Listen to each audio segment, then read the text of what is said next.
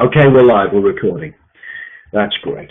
Right, welcome everybody to week 2 of the Stressless Sales VIP in a Circle program. And what I've also done this morning as well is I've sussed out how to send you the slides. So you've also now on the feed got a copy of the slides which you can download to your computer during or preferably at the end of the meeting.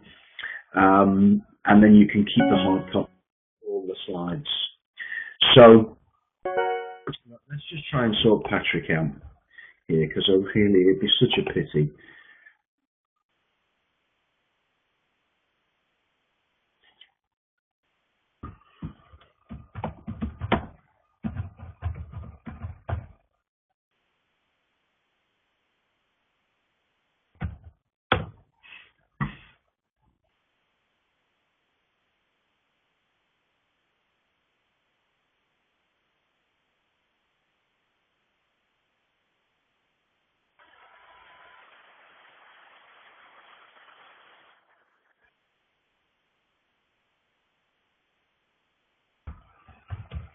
Yeah, I did allow. Oh, you were asking Patrick. Patrick, why don't you try and sign in again?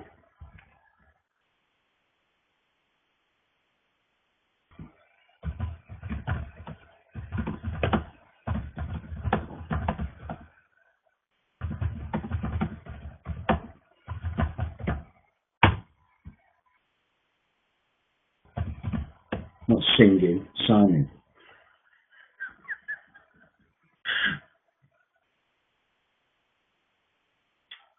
Oh dear. Everybody, just give us a couple of minutes.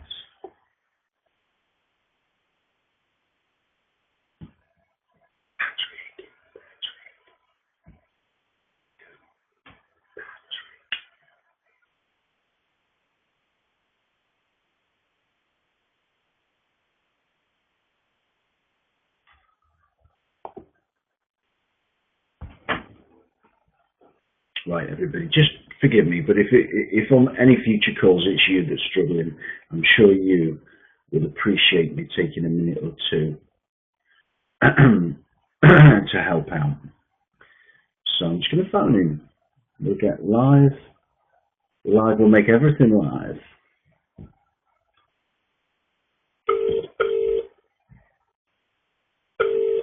Ah, he's turned his mic off. Hiya, mate. Okay, what you're struggling with? Just the volume, just the audio. Yes, can't hear anything. Fine. I'm trying to log back in again. Yeah, and all your stuff. I know it's the obvious, but all your stuff like your own volume on your machine and everything. You've done those checks. Yeah, I can hear the lady's voice when I join. So that's all fine. So the volumes. Okay, I look at the setting, and they appear to be okay. Okay, go on. Try and sign in again. So sign yourself out off the meeting, and then sign back in. Okay, so I'm doing now. Initializing up top. Yeah, I heard that now. Yeah, and hit allow.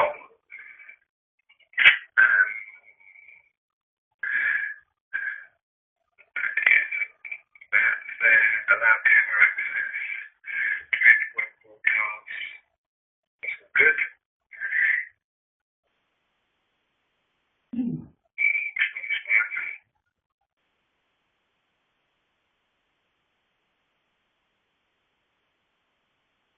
Okay, so now you come up on the screen. If you kill your webcam. Kill the webcam. Yeah, there you go. And now, how are you for volume? Obviously, you can hear me on the phone, but how are you for volume when I'm speaking on the screen? What is on the screen? I mean, how bizarre. What about trying on your phone? Okay. Yeah, I'll put the phone down. You log in on the phone, put your phone headphones in, and do it that way, because it's all recorded anyway. But if you could do that on the phone, then maybe there's some, I'm just assuming that possibly there's some little glitch with the audio on the laptop, maybe. Yeah. Okay. All right, let's do it. Okay, cool. Cheers. Right, everybody, Patrick's going to try and get in on it.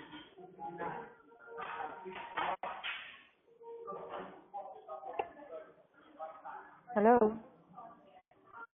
Hello. Oh, hi, Paul. This is Patricia. Sorry disturbing you. Okay. I had a hard time. That's fine. Getting I'm just going to. my new. Okay. I'm just going to put welcome. I'm just going to put you on mute. That way you can hear us, but we can't hear the background. That's cool. So Patricia's in. Now Patrick was showing in as well. Morning, Paul Crimes. Right. Patrick had signed in on mobile. Right, we're going to get cracking, everybody. So hopefully Patrick will get it sorted and we're off. We're going to get cracking. So welcome to week 2. A legacy of learning, VIP Inner Circle 2014-15. It's been some cracking activity this week in the group. The homework tasks, the 2020 hindsight, the comments that you've each put on each other's, the sharing. It's been terrific. Just so inspirational, isn't it? That when we dig deep and we start to do this kind of exercise and we think about our successes in our life that we've had for ourselves, it kind of feels hard to start with, but then they start queuing up, and that's because. And we'll look at that a little later, but that sort of aha moment that I had looking at it again, and I always get this aha moment, especially when you feed this back as well, is that we forget about our successes, or we kind of enjoy them at the time for a brief spell, and then they kind of get filed away, and we undervalue them. We kind of discount them. And maybe it's part of the society we're in, but we do discount them.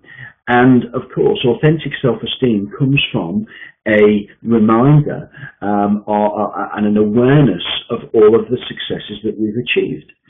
So it's an interesting dynamic how the ego the mind kind of hijacks the successes we've had, enjoys them briefly, and then files them away because it wants a new one, it wants another thing, it wants the next one. It's bored with that success, it enjoys it briefly, it files it away, marked, actioned, and then it kind of it's the next mountain, the next challenge. And unless we dig in, go in and open that file in our mind, and do so on a regular basis, then our self-esteem can suffer because the inner critic arises.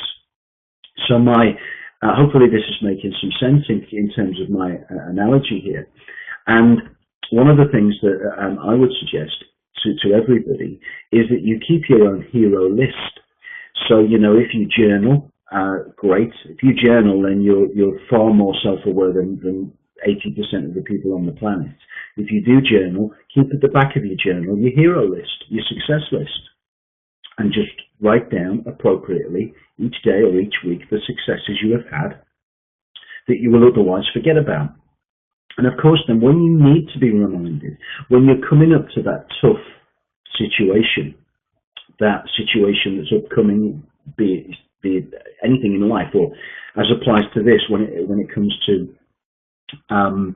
selling a presentation, a talk, whatever it is that's upcoming, you can refer to your hero list, your success list, and you can remind yourself that you've done so many things that are bigger than this upcoming fearful event, and it genuinely changes your state in an authentic manner, because you're not making something up that's never happened.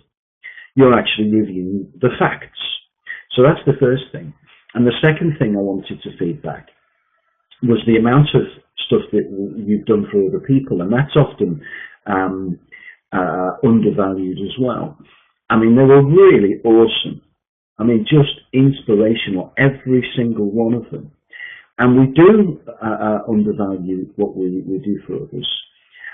But there's a subtle difference between the way the ego hijacks what we've achieved for ourselves and files it away as read, actioned. And when it comes to the stuff we do for others, the human ego can't hijack it because it's not about me, according to the ego. It's about somebody else, so it can't hijack it. That way, the feeling of gratitude for being able to help another actually is purer, and it is slightly longer lasting. Hopefully that makes a bit of sense. That is where the most fundamental self-esteem is established, because it really lasts. When we help another, the payoff we get is when we see them change. We light up. That's one of the beautiful basics of humanity. And of course, we're relating this to sales and business, but everything is connected in the same way. And when we take this principle of helping others and serving others, it becomes our purpose. And of course, that's what we covered last week. So if we just do a very quick review of last week, because I do believe it's important each week to review, to take our mind now and to take it out of our Saturday morning stuff and bring it into the outside world. It's going to still be there in 2 hours' time. So let's now just do a quick review of last week, very quick, so that we can bring our minds back on track, and then we can continue into this morning's session, which is geared towards the outer game. Everybody okay with that? Good. Okay, so last week started with purpose, with my purpose. Hopefully now you've got your purpose statements written down, because that's key. By now, in 1 week, you should have your purpose statement written in one sentence. And the purpose statement is how you help others, what you help them to do, how you help them to change. And that's what your purpose is. That's stated mantra. And it's nothing to do with your product. It's to do with what they get. Secondly, we looked at the Maslow's hierarchy of needs and how that applies to business and sales. And it applies just as much, just as comprehensively in sales, in any relationship, as it does to life and to us as individuals. It also applies to countries.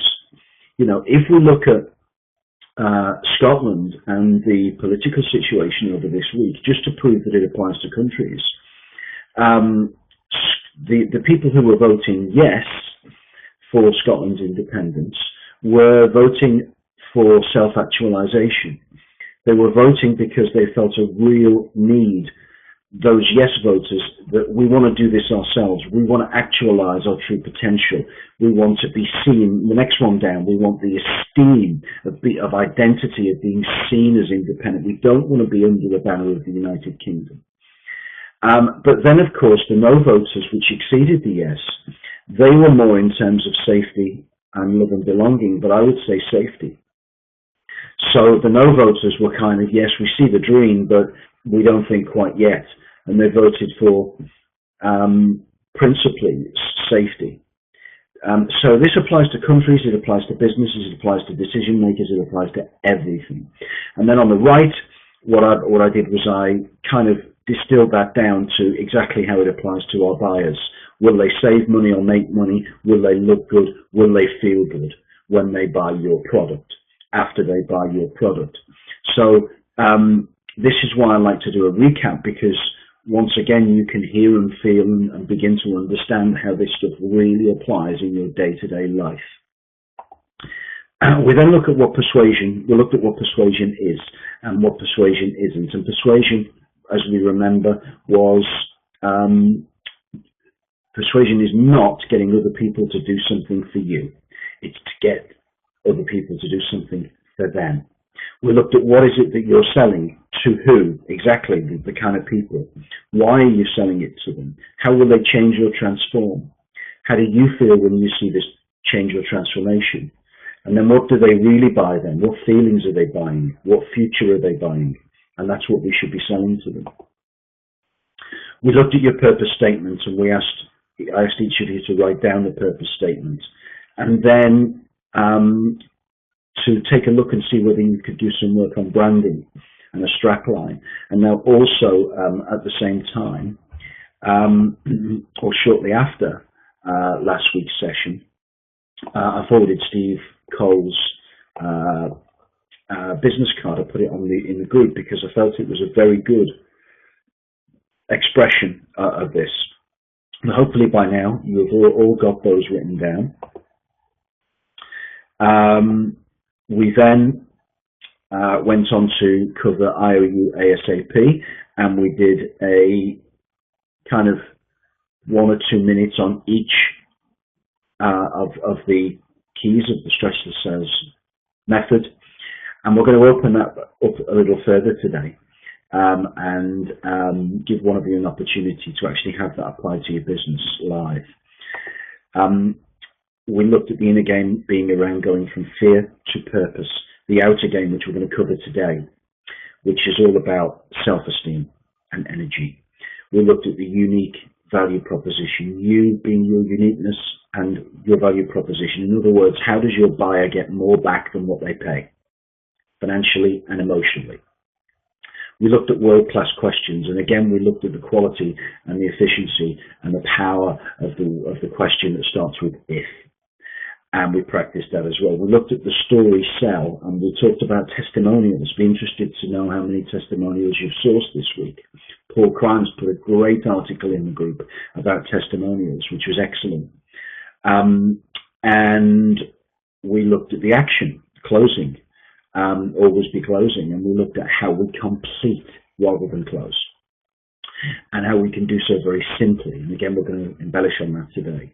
And then the payoff, what's it all for? Always be reminded, always be mindful of why we're doing this. You know, why are we doing it? Because when we see the change we can cause in others, when we see the transformation we can make in others, it makes us light up.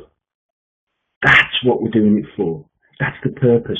The byproduct is the money, the house, the bills paid, the holidays, the lovely meals out in the restaurants, paying off the credit cards, treating our family, our children, our friends, our loved ones, our partners. That's the payoff. But the purpose that we have in lighting up others is really where we get the emotional payoff. So we covered that. Then we had our question and answers open session, which we'll do again today. And then we set the weekly task. Okay, Ron and Patrick, welcome guys. If you can kill your webcams, that'd be cool. And then you did your homework. I reminded you of all the resources between sessions, email support with me, which 1 or 2 of you have used when you've needed some help during the week, and that's been really good. And the group, to post stuff in the group, and of course your buddies as well, and rewatching the video, and that was last week. So there's a quick review of what we did last week.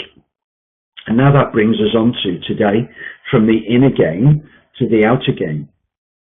Everybody ready? Everybody with me? This is your bit.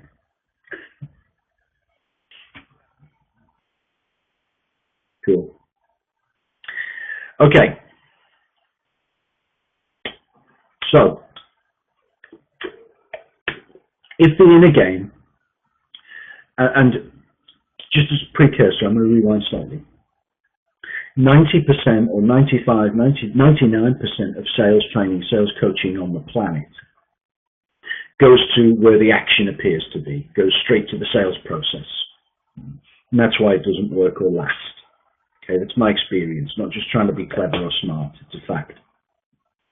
I start before the action, i.e. before the sales process, because that's where everything stems from. So the inner game is the mental, emotional, and it takes us from fear, which is in the mind, to purpose, which is in the heart. Yes? Then, if that's the inner game, the outer game is the energetic. First bullet point, the energetic and the behavioral. That's what it is. It's the physical and mental and emotional energy expressed in the body and how we turn up, how we show up. And of course, how we think and feel determines our behavior. And our behavior and our energy is key. It's so key. The first, in fact, it's point number 4. So let's just go through the points briefly. Sales rise with self-esteem. In fact, sales rise in direct proportion to self-esteem. And the reverse is also true. Does that make any sense? If it does make sense, then why do people get different results from the same situations? So I can take 10 salespeople, and I've managed up to 500 salespeople at one particular time. I've trained thousands. I'm not trying to be clever. I'm just trying to I'm not trying to impress you, just to impress upon you that I've personally trained thousands of all shapes and sizes, from all different backgrounds, young and old, ladies and guys. And one thing I find is consistent across the board. There's a few things that are consistent, but the thing that's consistent is those that have the best thinking and feeling, energy and behavior make the most sales. It's not about who gets the best leads. It's not about geography. It's never about, oh, well, they live in a certain area. It's not about getting the best customers. It's not about luck. It's always about those that have consistently the most helpful thinking and therefore feeling and therefore energy and therefore behavior. And because their self-esteem is authentically good, then when they feel good about themselves, they feel good about others in the world. And that's item number 3. Isn't this so true? When I feel good about me, I feel good about you. Isn't that the same for you guys? When you feel good about who you are in a day or in a moment, whenever you feel good about you, you feel good about others. You feel good about the world. When you don't feel good about you, you hate everybody. And you hate the world. Is that right? Is there some truth in that? So yes, so self-esteem, authentic self-esteem, impacts how we meet the world. So let's just take that one step further with the 4th bullet point. What's the first thing that gets sold before products, before anything? The first thing that gets sold. And Thomas has put you. And it is true, and I'll extend it because it's an extension. The first thing that gets sold is your state. Because we are creatures of energy. Okay? So, the first thing that you buy is my state. How I show up. The energy, and I'm not talking about like over the top, hyped up energy, because that's kind of insincere as well. So there has to be a balance between an over the top, hyped up, like someone's just on cocaine or something, or some of these motivational speakers, which are just, that's not how life is. You don't just go around totally hyped up. Okay, you just don't. Nobody does.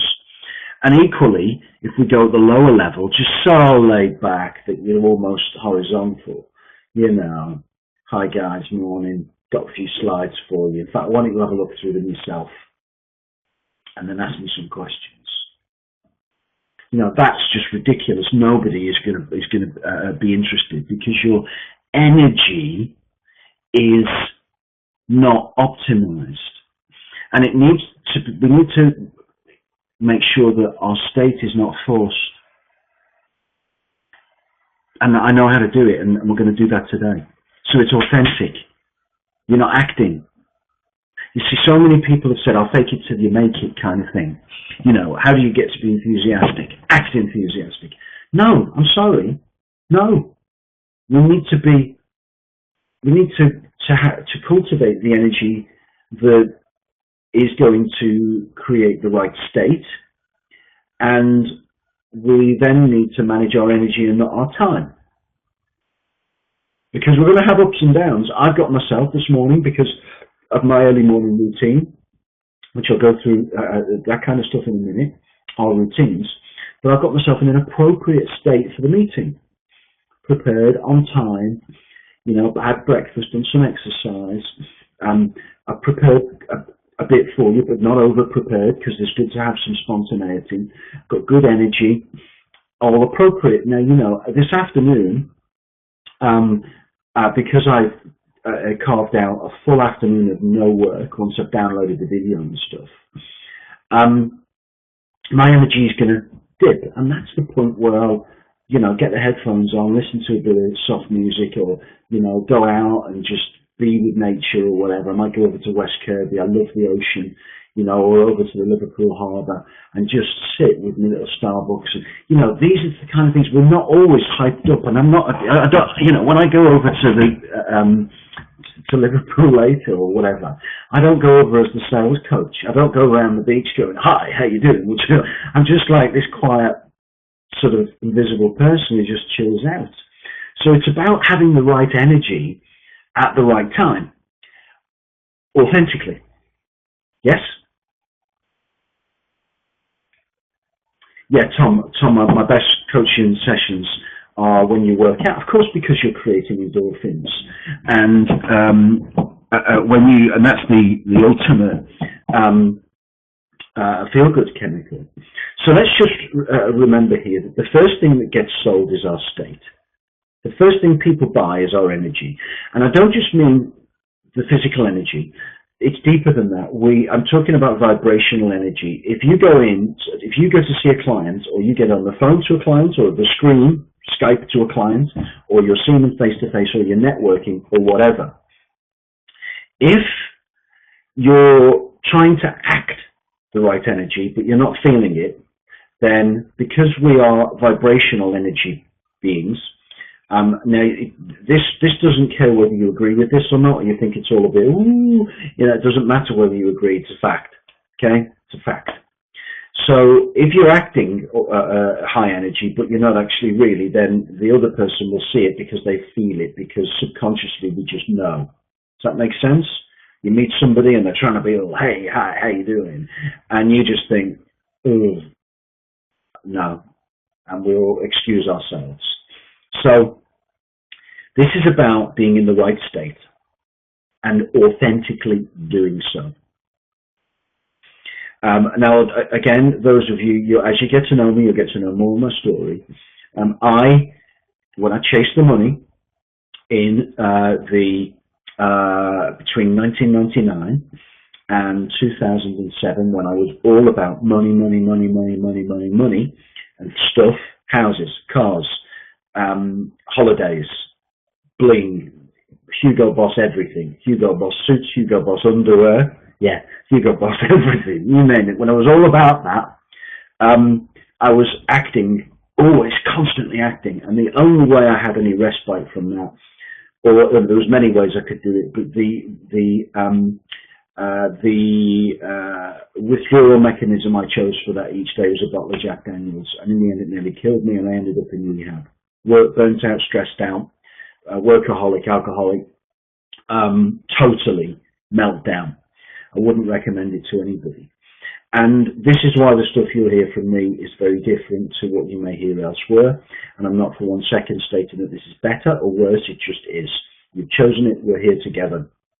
And we're here because I've energetically attracted you. We're on the same level.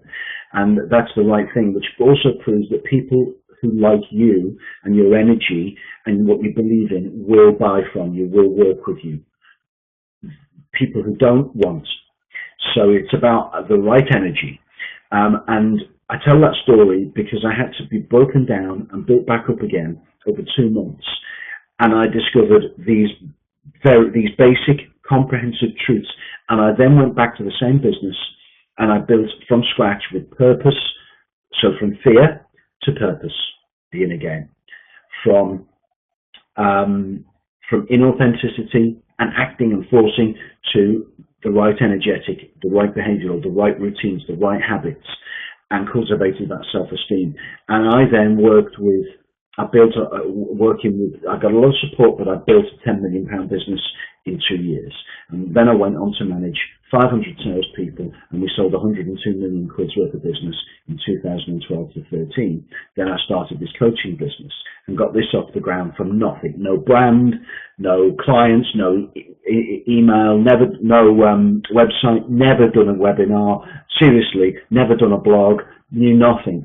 Same thing, applied these 7 principles, and now a year later have a nice small business and some lovely clients like you and others. So I'm practicing this stuff, okay? We then move on, so understanding that the first thing that gets sold is our state, okay? And that's the first thing they buy. So however good our ensuing sales presentation is, if our first impression, if we turn up in the wrong state, we may as well not bother. Because they'll have decided subconsciously, it won't have told their conscious mind yet, but subconsciously they'll have decided, nah. Yes? Now, thank you, Ron. Very nice of you. I should pay you later. Now, the next thing we talk about is managing energy and not time, because there's this other paradigm out there in the world, and you'll see it if you're on LinkedIn or you read anything you see the Facebook ads. You might see mine on there now and again. You see it on Twitter, you see it everywhere. Time management. Time management. Time management. Time management course. Come on a time management course. Get more time. Okay, how does that work then? Do you know anybody who's got more than 24 hours? More than 86,400 seconds in a day?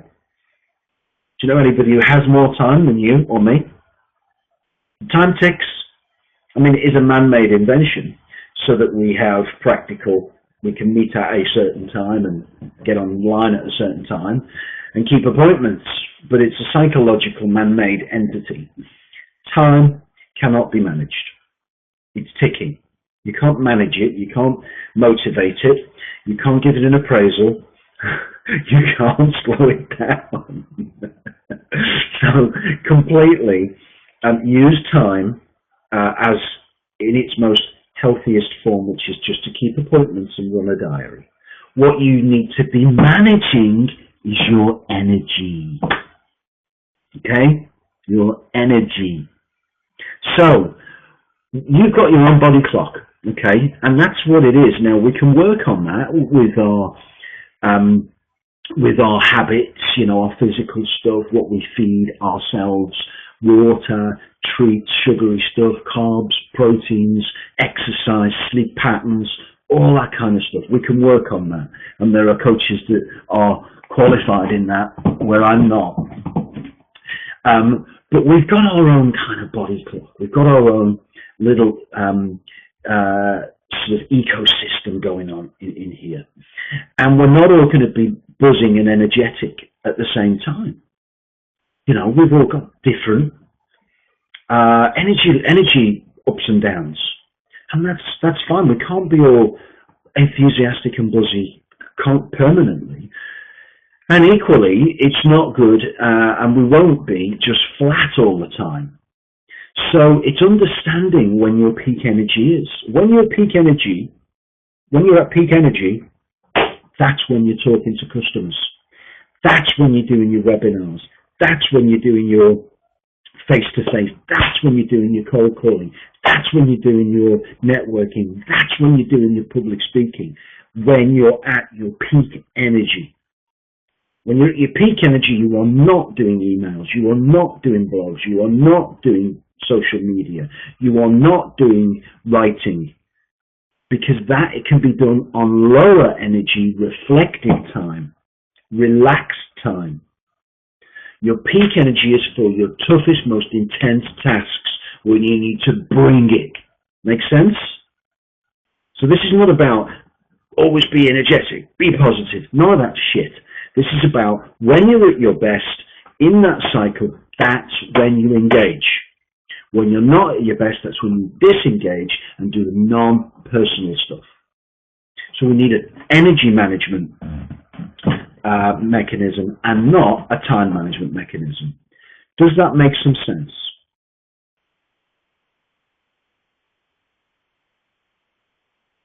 Okay. Now, and again, we're going to do an exercise after this. Now, let's just take this a step further, because the whole point of this is self-esteem and energy, okay? How we meet the world. Then we move on next week to our unique value proposition, okay? And then once we've done a whole round of this, we'll have a few weeks where we do some other great fun stuff. Then we get back in and we take this lot deeper, okay? So if you think some of this is a bit deep, you wait until we're getting into week 14, 15, week 20, week 30. You know, we're really going deep, and deep in an authentic way, not just for a load of old rubbish. Okay, welcome back, Steve. No problem. I was just singing your praises when you were off there, so you'll have to rewind and watch this, buddy. Okay. Now, let's bring this down and pragmatically bring some structure to this. The whole thing that drives our energy, our state, our self-esteem, our energetic and behavioral, it starts with our habits, our routines. That's what it starts with, our habits and our routines. And this is where we need to focus in today. Once we've finished with this slide, I do believe the next one, yes, we'll be doing exercises in probably 10 minutes.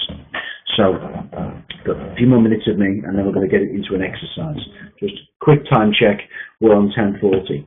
So, what we have is habits, routines, which drive all of our outcomes in terms of self-esteem of the outer game. Now, the voice in the head is the clue to whether our habits and routines are the most helpful. Has anybody got a voice in the head? Does anyone have a voice in the head? Ron does. Rebecca does. Thomas, we all do. Yep. In fact, some of us have got more than one. Some of us have got a committee. Okay? So, by the way, you're among friends. The whole world has a voice in their head. A lot of people hate it. It's feedback. It's a mirror of what we're, an internal mirror, if you like, an internal reflection, a sign of what needs to be corrected. Okay? Now, what does that voice in the head say? This is the interesting part. This is a rhetorical question for now. The voice in the head is our direct feedback in terms of our habits and our routines. And it's a direct feedback around our self-esteem. And this is where this is totally authentic and not just some technique. Visualize this. Visualize yourself feeling great. You feel great. Put on some music. All this kind of stuff. Ron's voice calls him a dickhead sometimes. Yeah, we've all got that kind of thing. I saw something shared by somebody on Facebook yesterday. Somebody's taken himself off mute. Okay. I saw something on Facebook yesterday by a friend of mine, and it was something like, I'd love to get it up here, and I'm going to. I'm going to, because it's just along the lines of what Ron just said. I'm going to bring it up here. Excuse me a second, but it's just reminded me of what I've got to do. Oh, I whisper, what the fuck, to myself at least 20 times a day. That was the post. And I just thought that is so funny.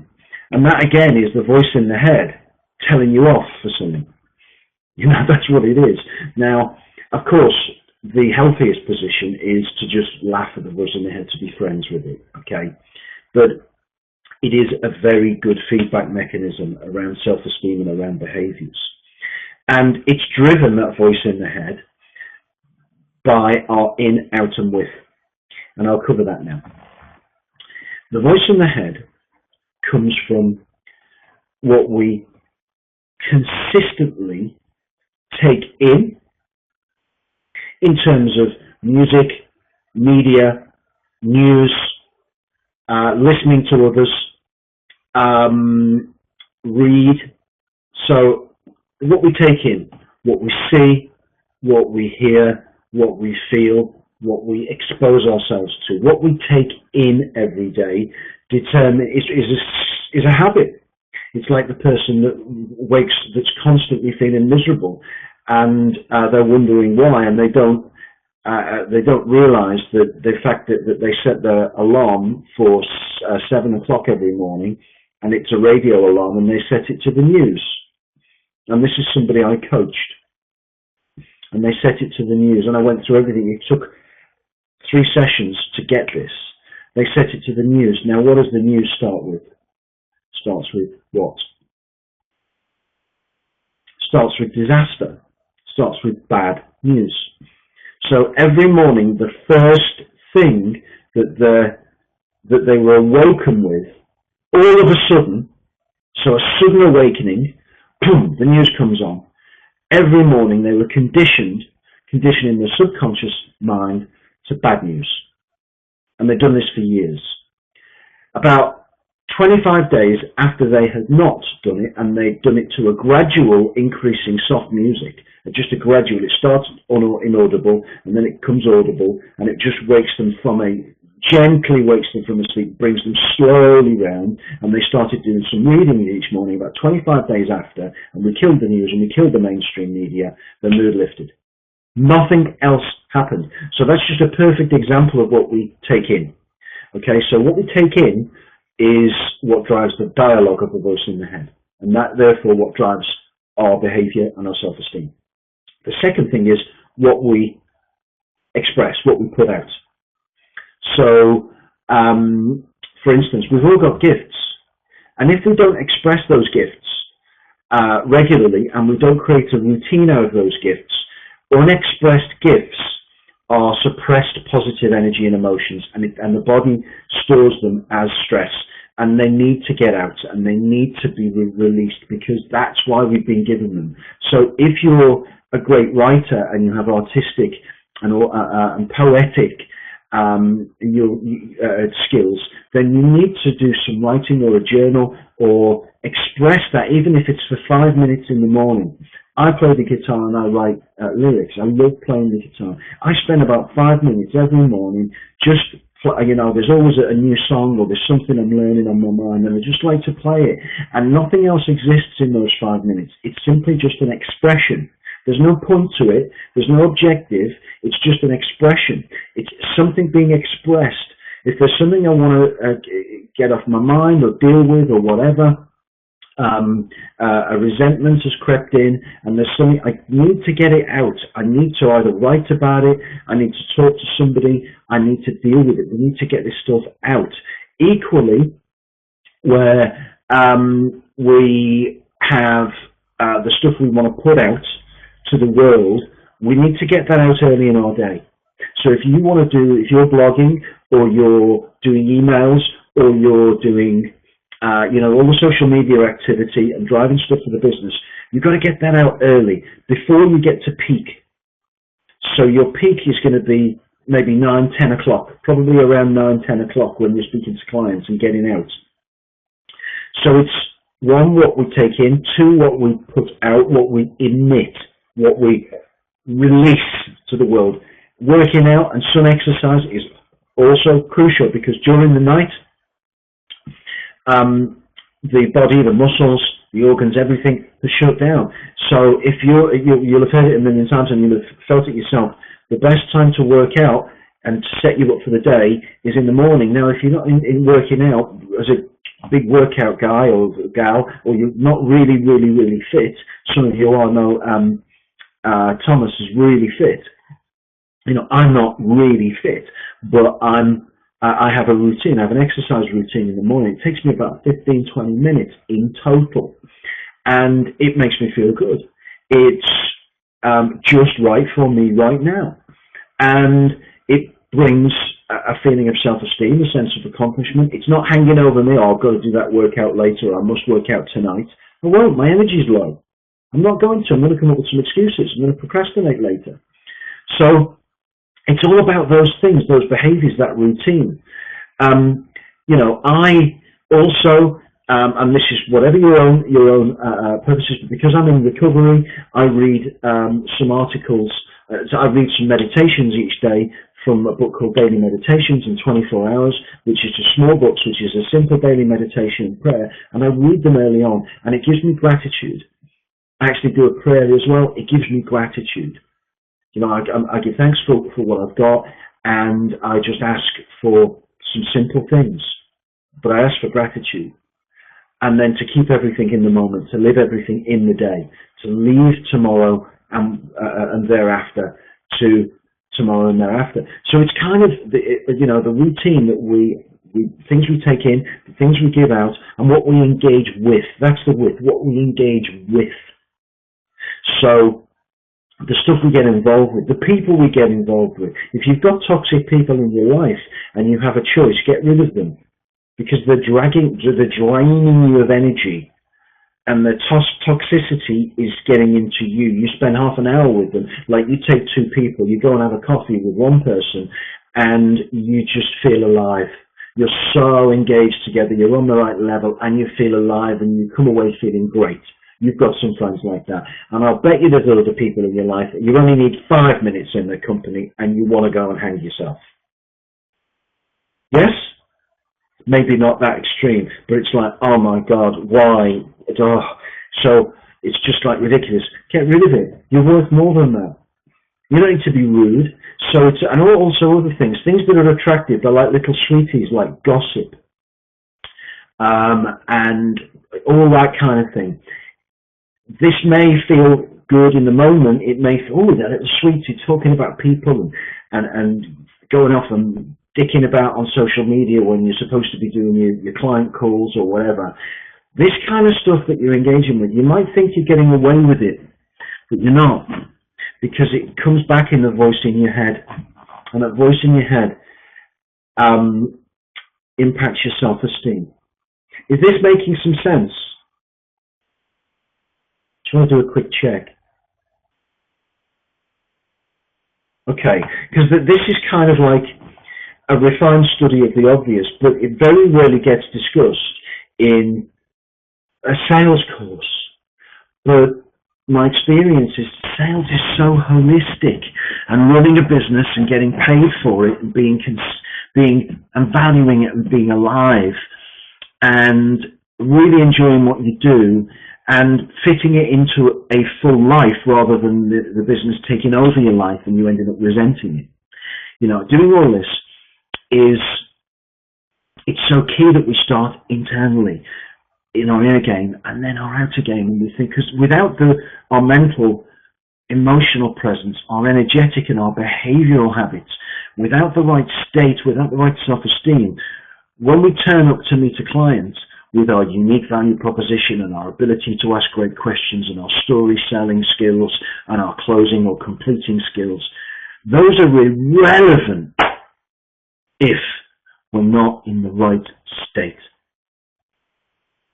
They're irrelevant. Okay, do's and don'ts. Here's something else that is key. And the do's and the don'ts are the things that you're your inner voice tells you off for. So, for instance, if we take Ron's statement earlier, where his voice calls him a dickhead occasionally, and we've all got pet names that we call ourselves. Mine's along similar lines to Ron. And it's because we've done something we didn't mean to do. Now that's fine if we make mistakes, because I make hundreds of mistakes every day. But this is about repetition. It's about repeated stuff. It's about patterns. If you find yourself doing something consistently and you don't like yourself for it, and the voice in the head is saying, I just got to do this. I keep putting it off. I've got to start doing this. I've got to start doing more of this. I've got to do that. I want to write that book. I want to write that article. I want to start blogging. I want to do some exercise. I want to get back to doing my meditations. I want to, whatever it is, I've got to start doing more calls. I've got to start getting better at networking. I've got to get that business started. I must buy the domain names. I must follow my dream. Why? If these things are happening, these do's, you've got to do more. Or don't do this anymore. The instructions of that voice, the conscience that's speaking all the time, the one at the end of the day as well when you put your head on the pillow and you're on your own and you can't lie to the world, and this comes back and it talks to you and it says, you're just about to get off to sleep, and the voice goes, hey, Andrea, Ron. It says, Rebecca, you did that thing again. Says, Paul, what the fuck did you do that for? Again. Right? That little voice. That's what happens. Okay? So what you got to do is, what are the do's that you've got to start doing that your voice is telling you? Because this is affecting your self-esteem. If this just keeps coming back like a parrot every day, change it. And the same with the don'ts. I've got to stop doing this. I've got to stop being late. I've got to stop flapping about the future and panicking. I've got to stop eating so much chocolate. I've got to stop smoking. I've got to stop whatever it is. I've got to stop interrupting people. I've got to start listening more. Whatever the do's and don'ts, the starts and stops. So it's do's and don'ts and starts and stops. Whatever they are, we need to start tackling them. Not all in one day. That's just crazy. We're not going to do it. But we need to start creating a plan and taking some action. Small, but often. Little, but regular. The final point on this page is a to-do list. Now, some of you will have to-do lists. And some of you will have many to-do lists. You'll have a written to-do list in a book. You'll have a to-do list on a little recorder. You'll have a to-do list on a pad. You'll have a to-do list in your phone. You'll have a to-do list in your head. The size of your collective to-do lists is inversely proportionate to your self-esteem. Now, what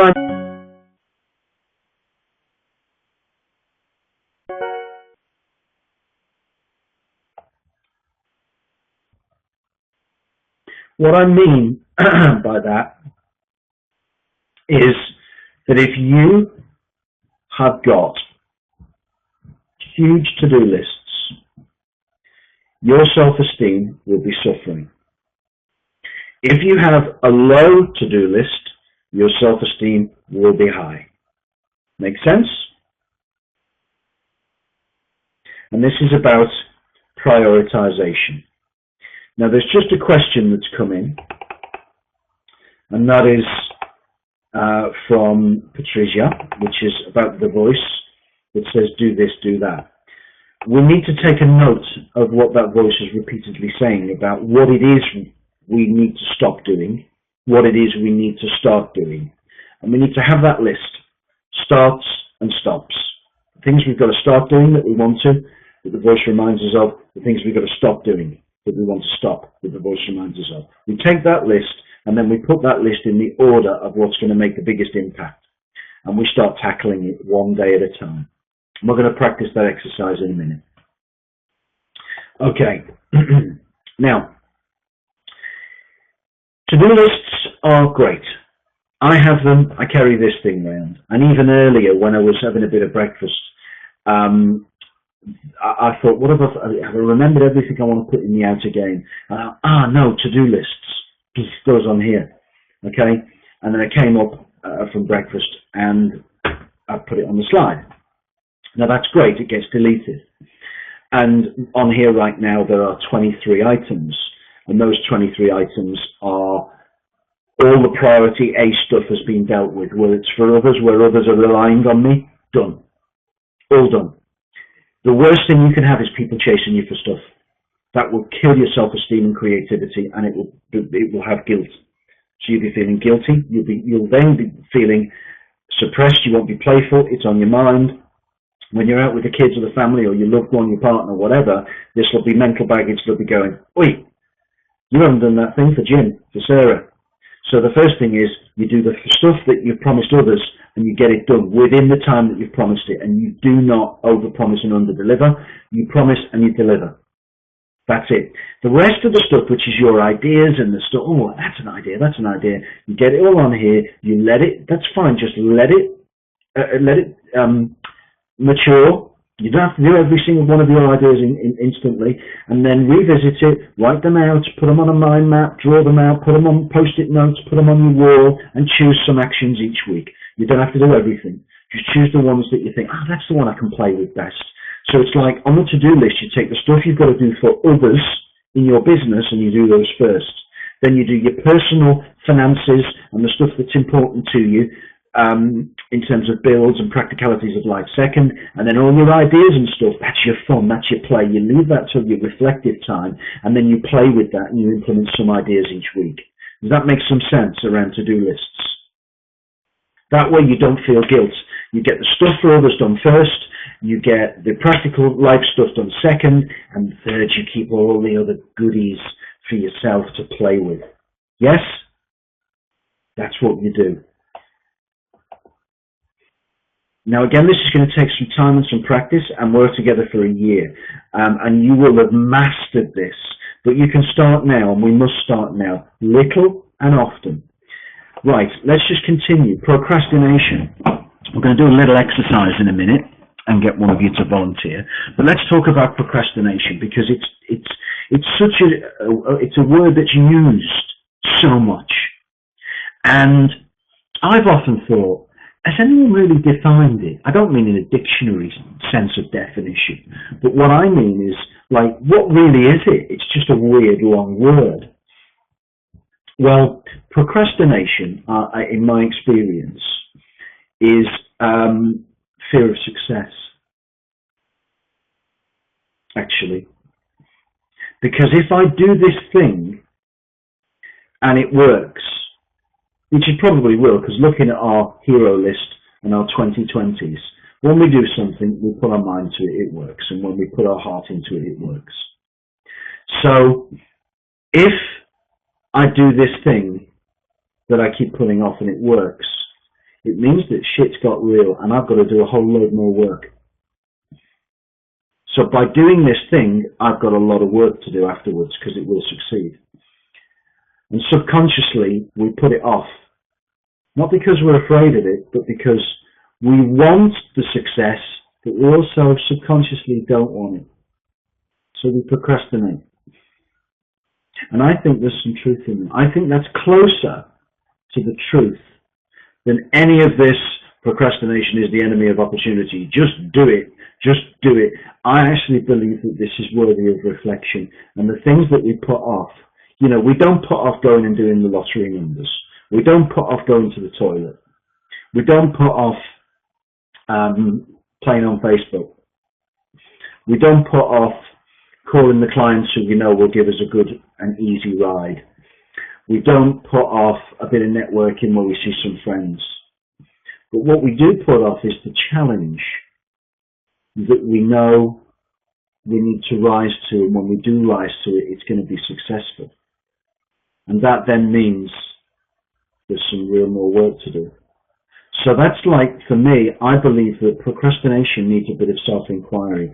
If there is stuff that you have been deferring, ask yourself why. And don't just do it intellectually, just reflect on it. Why am I putting this off? This is going to be so good for me and my life and my purpose. But by putting this off, I'm actually delaying me helping another.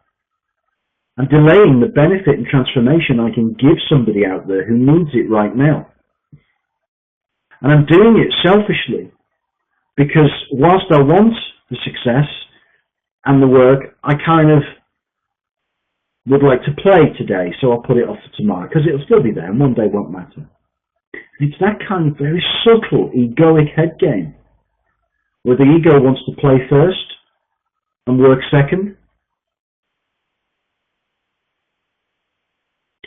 And the problem with procrastination is it's a lie. It cheats.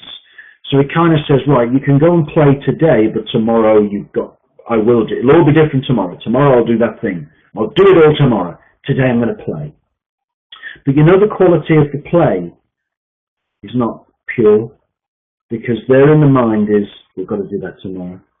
Got to do that tomorrow. Whereas when we take that action and we do it and we rise and we dig our heels in and we serve and we come from purpose and we get it done, and then we get the great feeling and we get lit up, and then afterwards we go and play. How does the quality of the play compare between the two scenarios? It's completely different. It's pure. It's the kind of play we had as kids when there was no point to the play apart from pure in the moment playing. So what procrastination does is it appears to give you a break, but what it actually does is it keeps you enslaved to the egoic mind. It locks you in. It locks in your playfulness. And the way to inspire yourself and others is to be playful. The more playful you are, the better. I look at some of your videos. I was looking at Rebecca's video yesterday, and I put on there, you've got to be a TV presenter, girl, because it was just so cool. And she's kind of saying, and I've got this business I want to do. And then I looked at Andrea's last week, and she's like, I'm not telling you about this business because I haven't got the domain names. And I'm seeing playfulness. I'm seeing real playfulness. But it's not, it's serious, but I'm seeing playfulness because it's about our dreams. It's about what we really love. And that's when people are the most inspirational, when we're playful. So if we procrastinate, if we put stuff off under the illusion that we're getting away with it and we can play today, the inner voice won't let you get away with it. When we do it, just get it done, knowing that we can play later. The quality of the play is totally different. It's a quantum leap in terms of quality. Now that we've got purpose from our first session, and you've got your purpose statements, we do need some goals, because goals are the clues that we're living our purpose. Goals are the clues that we're serving well. Goals are the yardsticks, the results of us living our purpose. So we need some goals. I've always said purpose needs to come before goal. Goals are secondary. When goals are everything, then it's very destructive over time. Very destructive when goals are everything. I'm just going to give you an example of that, a real world example.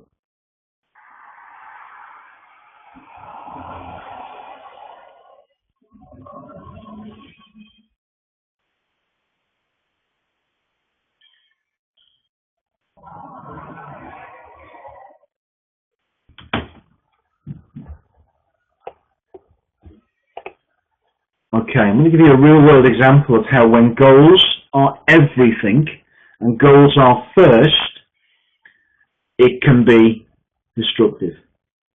I've told you my story, but let's give you a story from history. Okay? And this is something else. This really is.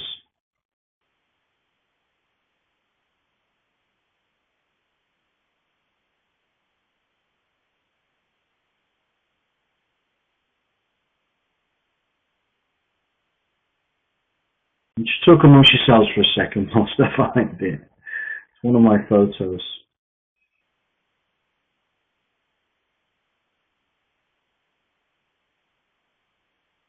Here it is. Okay.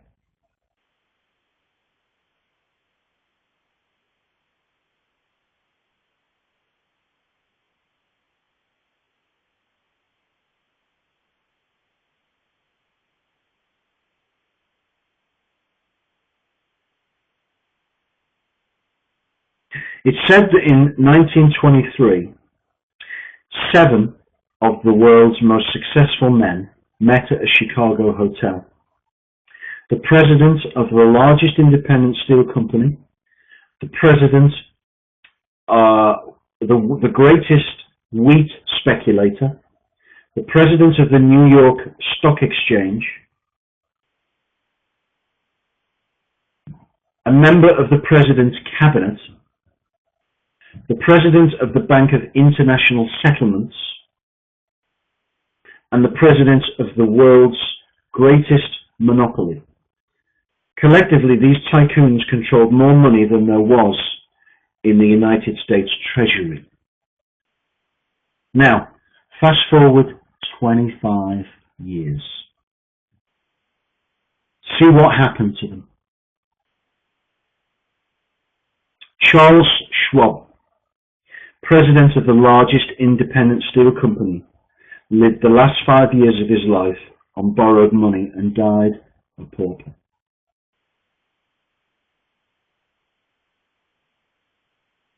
Arthur Cougar, the greatest wheat speculator, shot himself.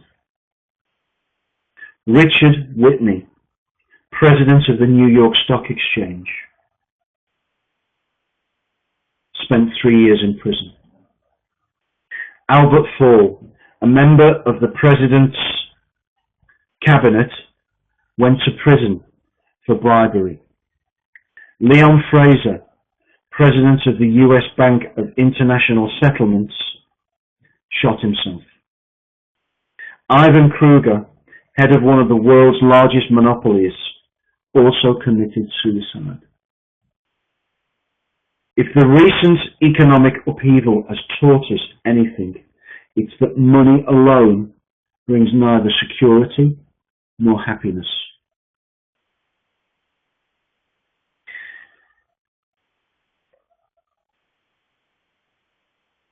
This is all about living for the right reasons, and we see it again and again in, this is such a strong example. These are the things I like to pick up. We all pick up stuff from when we're on our travels each week in the world, and I find that so powerful. One, because it resonates with part of my story, but the illusion is that money and stuff equals happiness, and it doesn't. Fulfillment and feeling part of something and valuable to others and feeling a belonging in the world and expressing our gifts and connection and purpose is what makes us happy. If we do all of that well enough and come from the right place, mentally, emotionally, energetically, and behaviorally, from purpose, the result is we will have all the money we need. Not maybe what we want, but we'll have everything we need, because that's how the universe works. Okay? We may not have what we want. Now equally, it's then a case of, well, what do I want? I don't particularly want £1 million. Okay, in terms of want, I don't know what I'd do with it. Okay, I'd like to have a little bit more of a cushion financially, and that's why I'm reaching out. I'm creating ways of helping people with their purpose. That's my purpose, to help entrepreneurs, to help business owners, to help people get off the ground with their businesses, start living, really living their purpose, giving the strategies to sell and get people to buy from them and support them. And that is my purpose. And the better I do that, the more I'll create a financial a cushion of comfort.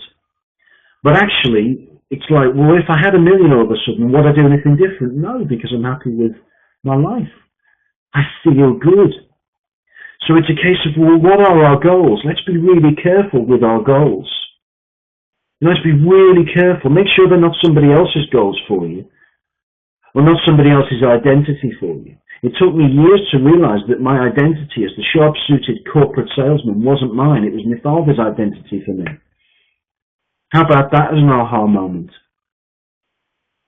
I was completely at peace with my dad when he passed away, but I realized that that's what he thought would be best for me.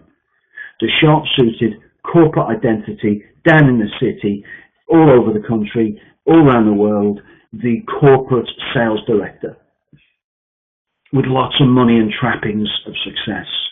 But that wasn't my true identity. It was the identity and the goals that were somebody else's for me. What I do now is what I truly was born to do. Find yours. Yeah, good luck with your new clients, Tom. Go and nail it, mate. Now, find yours. Be careful with your goals and your identity. Now, real goals. This is a little model that I work from. R-E-A-L. Real goals. Results is the R. So that's the results, practical results. The number of sales, the sales revenue, the number of clients, the income, profit, whatever, the results goals. Then there's the E. That's the experience goal.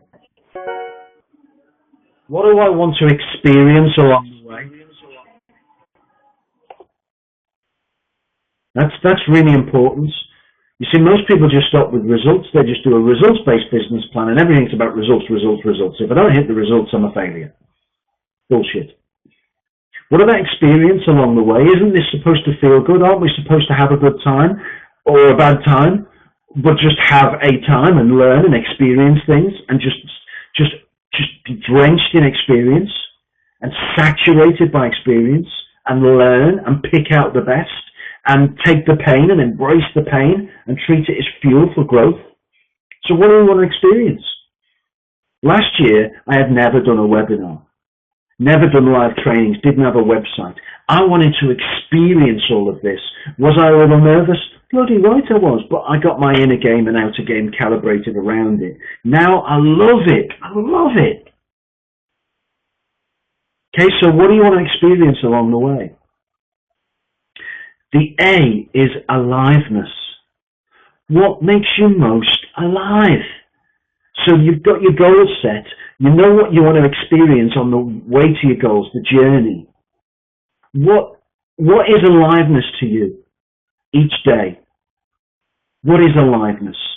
Physically, mentally, emotionally, energetically, what is aliveness? What do you need to do to be alive? When are you most alive?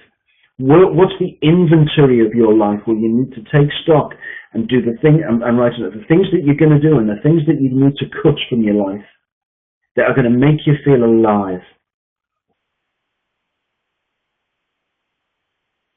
And finally, the legacy. Once you've achieved this, what are you going to be left with? Financially, emotionally, energetically. What are you going to be left with? And then you can build from that and create new goals. So it's real goals, results, experience, aliveness, and legacy. Now that's a true goal-setting model, and it's holistic. Does it make sense? When you create a goal around this really brings to life your entire life, not just the intellectual, thinky stuff about achieving some numbers. It brings everything together. You've got a dream to do something, you've got to get started. Enthusiasm has a half-life. Let me tell you, if you've got a dream to start a specific business or take a certain action and you want to do it, get it done, because enthusiasm has a half-life. You give it another week, it will half in enthusiasm. You give it a week after that, it will half, the half will half. Week after that, the half of the half will half. Week after that, the half of the half of the half of the half will half. Give it another couple of months, it's gone. Yeah, well, it was a good idea. Good idea, and then you'll see that idea turn up in the world because somebody else got it. That idea wanted to be born, and you had first refusal, but you didn't take it, so the idea went shopping, and it found a taker. You want to do something? You feel that urge, that dream, that purpose? Set your real goals around it. Right, results, experience, aliveness, legacy. And we move on to the next point. And the next point is, most people go with 30, 60, 90 goals. Right, in 30 days I want to have achieved X. 30 days I want to have my first paying client. In 60 days I want to have I want to have 5 paying clients and to be earning £2,500 a month. And in 90 days time I want to have my first product, my first automated product selling online. I'll be running my first meetup or have my own private group running, or whatever it is, my own product suite and offers, and I want to have 15 paying clients. So we set it in advance. What tends to happen with that kind of goal setting is things kind of get left towards the deadline and everything gets crammed in, or goals just get abandoned all too often. If you reverse them and you start with 90, and then you say, right, by 90 days, this is what I need to have happen. Results, experience, aliveness, and legacy. That's what I want. So in order now for that to be in place at 90 days, where do I need to be at 60? What needs to have happened? What must have happened by day 60 in order for me to get to day 90? And then we look at, okay, what must have happened at day 30 in order to be where I must be at day 60 in order to be where I want to be at day 90. Then what needs to happen? 21 days, 14 days, 7 days, this week, today. That then brings everything into your immediate field of vision, and you know what must start happening, and it's like, I've got to start now. I can't procrastinate. I need to get started now. You get your real goals, results, experience, aliveness, and legacy. You put them on your wall, you put them in your phone, you put them where you're going to see them, you put pictures, you have it all around you, and you get started. You have your timeline, 90, 60, 30, 21, 14, 7, 6, 5, 4, 3, 2, 1. Boom. You put everything along the timeline that needs to happen. And then what happens is, it happens. Then, what if something gets in the way? The stuff that comes in each day. So I've got all this stuff, it's done, I've done everything so far, but then I get all emails and phone calls and posts and all the stuff on social media. I have all this incoming, right? What do I do with it? Well, you follow a very simple method, the 4 Ds. D, D, D, D. You follow this and you will not be taken off track. Okay? When I first started using it, I had a piece of paper that I carried around in my red action book, which is my action book, where I've got all my timelines, I've got my real goals, and I've got my 90, 60, 30, and I also have my I used to work on the DDDD sheet, but I don't need to do it now because it's just gone in. After about 24, 25 days consistently of doing this, it just becomes a habit and you don't need to do it manually. So this is DDD, so this is anything that comes in goes into one of 4 categories. The first one is do it. Do it now. It's crucial. It needs to be done now. Okay, so you're doing something else, but this comes in, and it is so crucial it needs to be done now, and by you. So that's the do. The second category is diarise. So it's come in, you're doing something else, and you think, okay, I don't need to do it now, but I need to do it. So I'll diarise it for later. So you put it on your digital recorder phone, digital recorder, you put it on your phone, or you put it on your action list, or you put it somewhere. You even just write it on a post-it or whatever, but you diarise it. It needs to be done by me, but not now because this task is a do. This one's a diarise. It can wait a wee while. It might be important to the person who's wanting it, but it isn't actually in reality. Okay, it does not have to be done now, but I need to do it. It's a diarise. The third one is delegate. Okay, and delegate is, it needs to be done, but not by me. It can be done by a member of my staff.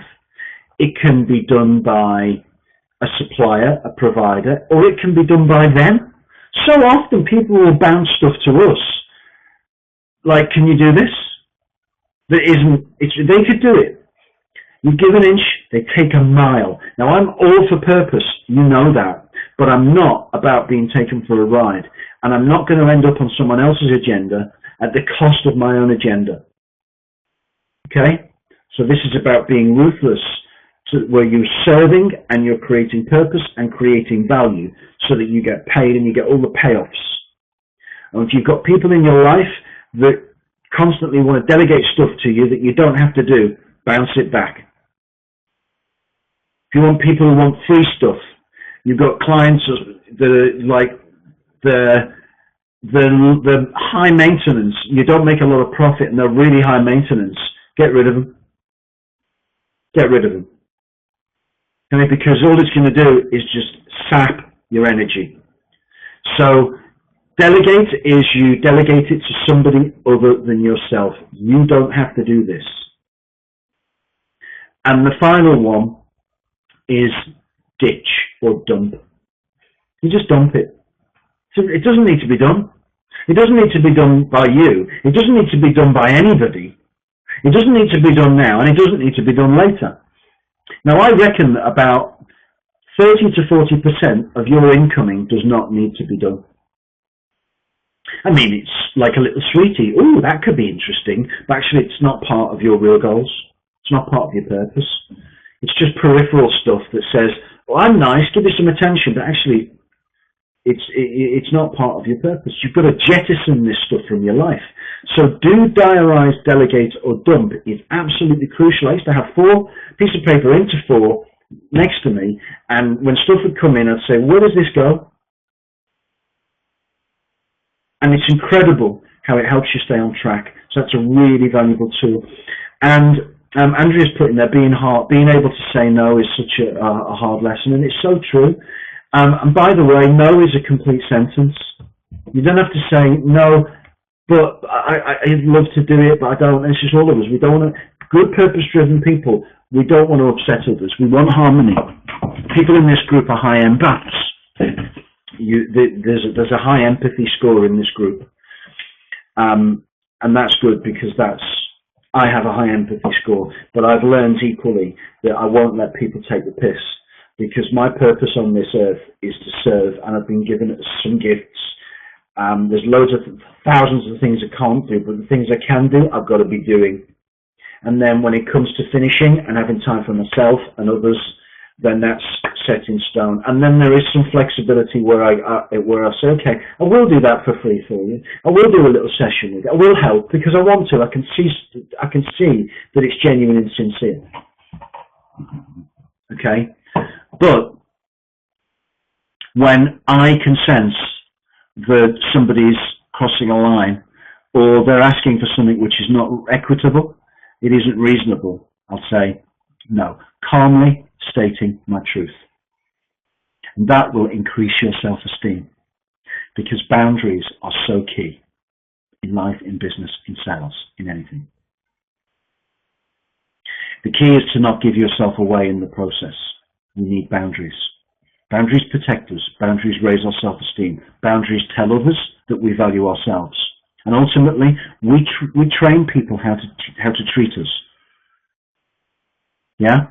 We train people how to treat us. So if something's not acceptable, don't accept it. But you can do it calmly. Now finally, the brain science part of this, I just want to cover, because this is important. I've given you so many tools there, and in itself, that could be a 1-2 day seminar. I mean, that in itself is the outer game. Is there's so much potential, so much work you can do around this. It's huge, and we'll be doing this more and more in cycles over time. But I want to give you just the brain science behind this and the chemical energy that's behind this. And what's absolutely key here is that when you are not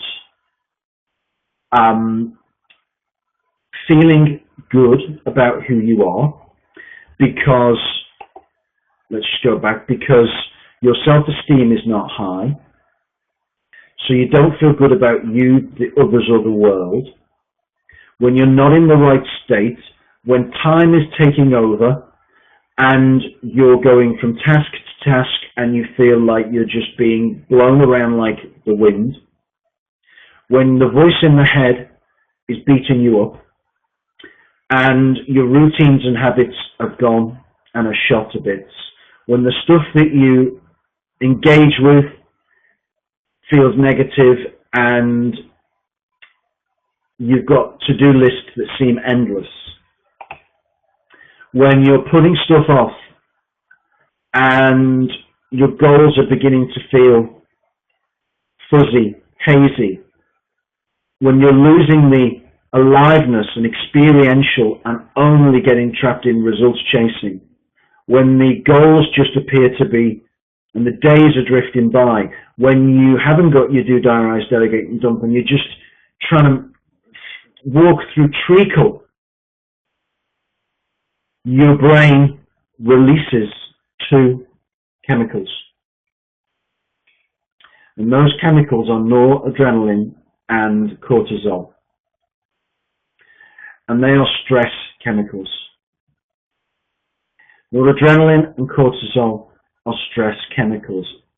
Noradrenaline from the adrenal gland, heart rate increase, a narrowing of the arteries and the veins, an increase in pressure, rise in body temperature. It's constantly being in preparation for fight or flight when noradrenaline is constantly flowing. And cortisol is released, and cortisol, too much of that is heart attack. Cortisol is a key stress chemical. Now, the reason I'm talking about this is that the brand is Stressless Sales, and it's all about you stressing less. To stress less. They buy more when you stress less. You feel better when you stress less. Now, when you have this right, and it is simple, okay? We're going to work through and establish this and get this right in your life, but the work you're going to do is I will guide. And when you have this right, when your self-esteem is right, when you do feel good about you and others and the world, when you engage at your highest energy and you withdraw at the lowest energy and you have you time, and that's just as important as everything else. It really is. You don't sacrifice the you time. And you have the departments of your day locked with boundaries. And you make sure that when you're engaging in each department of the day, you're taking the right state. When you're managing your energy, not your time, when you're in the habits and routines you want to be in, the voice in your head will be kind and your friend. When you're taking in, emitting, and engaging with the right things that empower you, when you're doing what you want to and not doing what you don't want to do, when you start doing the things you want to do and stop doing the things you don't want to do, when you have manageable to-do lists and you're on top of them, when you are taking action and playing later, when you have results, experience, aliveness, and legacy goals, when you have them managed properly, when you do what needs to be done, diarize what doesn't need to be done now, delegate what you need to do, and ditch what doesn't need to be done at all, the chemical energy that is released, the neurotransmitters that are released are dopamine and serotonin. Dopamine is the reward chemical. Coffee releases a bit of dopamine, as does nicotine, as does alcohol, cocaine, methamphetamine, all that illicit stuff. Right? That's why it's so. That's why it's a huge industry. Okay, it's that simple because it releases dopamine. Okay, it's the reward chemical. It's the reward chemical in sex, in love, in so many things. It's why people jump off cliffs and why people do bungee jumps and why people do all the extreme sports, because it's dopamine. It's the reward chemical. That huge positive release of reward and positivity. Serotonin is the ultimate feel-good chemical. Serotonin is what antidepressants, they create an effect where serotonin stays in the brain longer without being reabsorbed. Serotonin it's very rich in so foods like turkey and I mean that's just one really serotonin-rich food, and also the herbal supplement 5-HTP works particularly well with a good diet. But habit and behaviors and self-esteem, the inner game, the outer game combined, is a serotonin releaser. It's calm, alertness, it's peace, it's a little bit of tranquility, it's a sense of relaxation, it's a stress-less chemical release. And this is what all this leads to. It leads to you stressing less and enjoying more, smelling the roses along the way. Yes? Does that make some sense?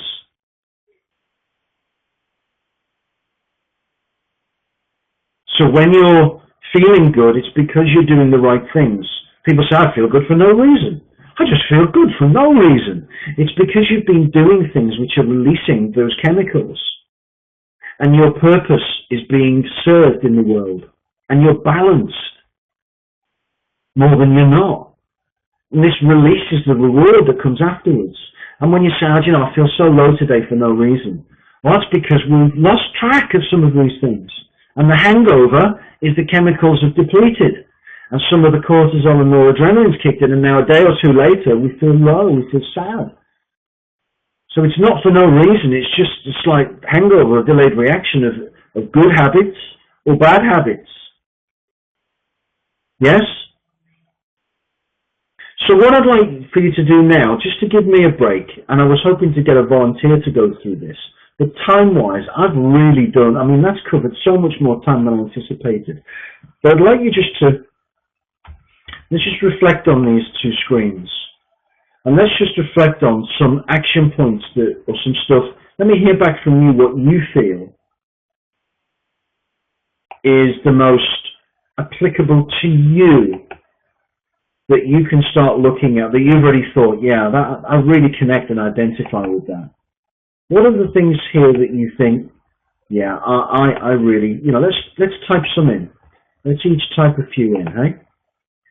All right, I'll go over to you. And you can each read each other's as well.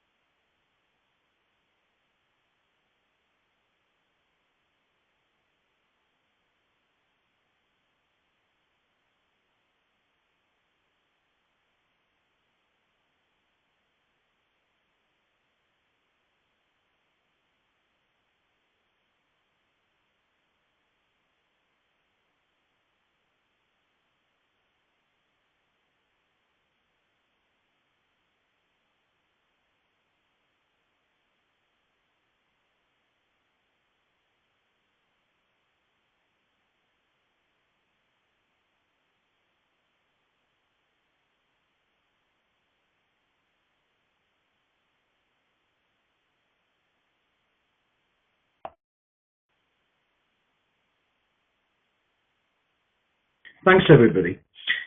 Some great feedback. And just a couple of observations is that our work, in inverted commas, is, as entrepreneurs, our work is our purpose in action. This program is designed to make your work play. When you are so focused on purpose, serving others with your gifts, taking your gift and serving others and transforming others and getting the payoff of seeing that transformation and getting the feedback, you are fulfilled. It is not like work, it is play. The realization then that in order to be able to consistently be living purpose, your outer game needs to have discipline. These habits, these behaviors, these disciplines, they underpin the ability to deliver purpose and have work as play. And then internal critic is silent and becomes your internal promoter, your friend. And it means then you can work less and achieve more. Yes? Work less and achieve more. There is a paradox. When you're at your highest energy, you're always being successful. When you're at your lowest energy, you're reflecting, you're going inwards, you have your private time, you have your you time. That doesn't get compromised. That's where your batteries are refueled, your physical batteries, your emotional batteries, your spiritual batteries. Then you have the private engagement with the right people in your life. And then you come out of the shell and you engage again. You externalize at the highest peak energy, you internalize when it's at the low. You come back and you engage. You withdraw and you recharge. And this balance creates a life that is holistic. It will never be perfect. Shit happens. But when you're habitualizing this stuff, when shit happens, you'll be more philosophical about it. You'll still get upset. There'll still be sad things happen. There'll still be curveballs that come out of nowhere. But you'll be better at handling them. You'll just intuitively know how to handle situations which used to baffle you. Yes? Makes sense? Now, what I'm going to do now is we won't go with a live exercise because of time, but in future sessions, knowing now that those 1, 2, 3, 4, 5, 6, 7, 8, 9, 10, 11, 12, 13, 14, 15 bullet points were just a session in themselves. What I'll now do each week is kind of pull them back a wee bit to maybe 10 for each subject, and then we'll get that live exercise in. But I think for today, I'm glad we did the whole 15 because it's a good roadmap for you.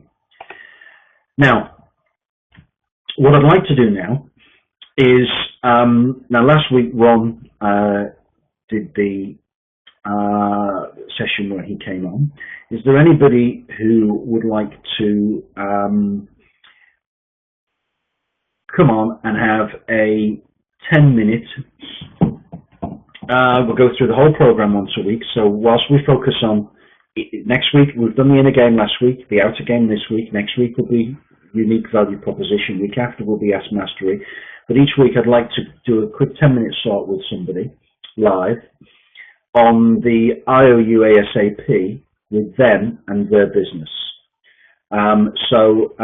Do I have a volunteer who'd like to come on screen and be my coaching pal for the next 10 minutes?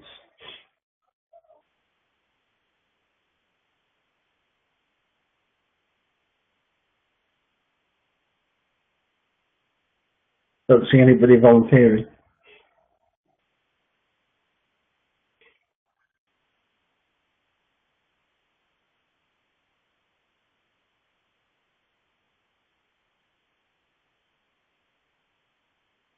Everyone's thinking, oh no, not me, or should I, shouldn't I? Patrick, great. put your cam on, and I'll take off your mute. Ah, mobile attendees must dial in via telephone to speak. Right, but you can type, Patrick. Right, okay, so we don't see you on the screen, but you can type. So we'll do it that way. Okay. Tell me what is the ultimate purpose, the inner game purpose of Bad Boys Chocolate Factory. The end point purpose for this business. What does it all lead to as the outcome? Just type that one in, Patrick. So we're looking at inner game, the purpose.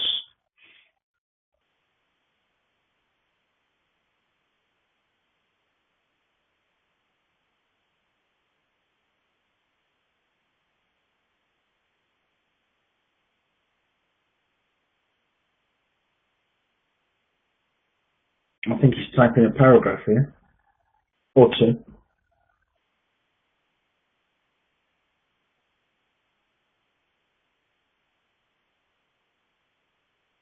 Or an essay. Or maybe he's gone off to get a coffee. Right, giving people a chance to be who they are meant to be. Brilliant. Because it's not about chocolate. The chocolate is beautiful. It's protein rich chocolate. It tastes just like real chocolate. When I was at Entrepreneurs in London, Patrick was there and gave us a little box of it, and a few may have tried it at the back. It was lovely. And he lost 2.5 stone using that, because he's killed all the other chocolate in his life and sweeties and ate that. But the end purpose is about giving people a chance to be who they are meant to be. How is that? How's that? The chocolate doesn't give people a chance to be who they're meant to be. So how is it that the purpose is giving people a chance to be who they're meant to be? Tell us that one.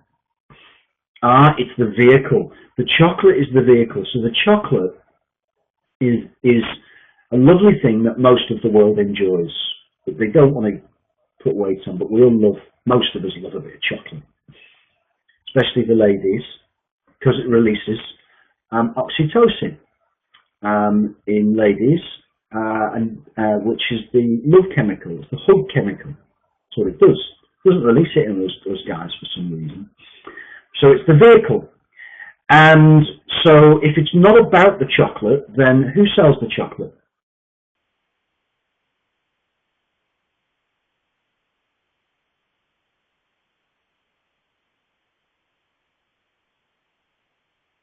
Is it about the people that sell the chocolate that get transformed?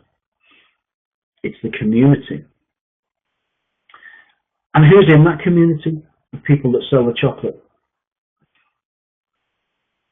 What kind of person gets into that community? What kind of person is attracted to that community?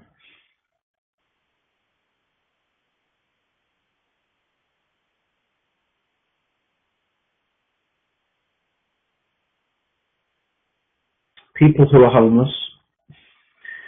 And I also know people who have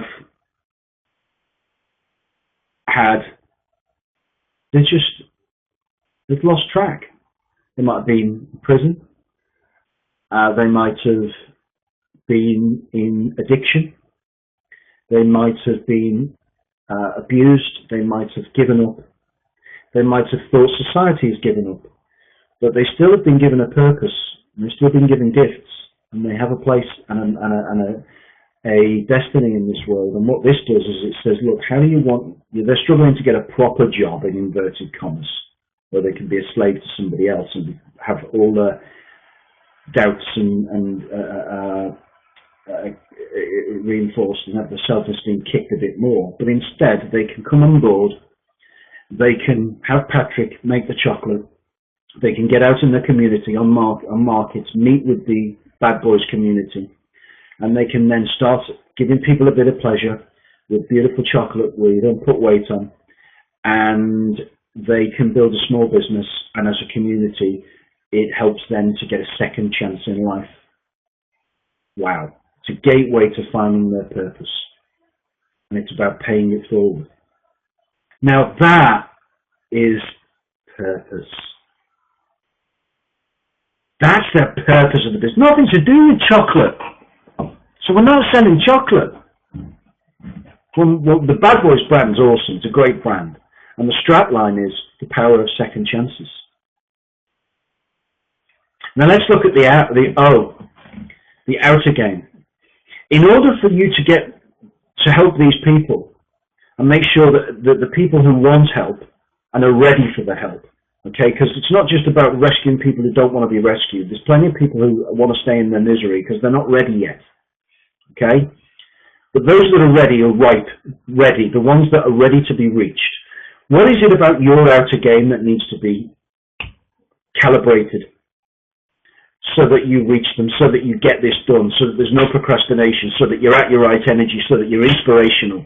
What is it from today around the outer game that you know, Patrick, you've got to get nailed so that you start, this community grows?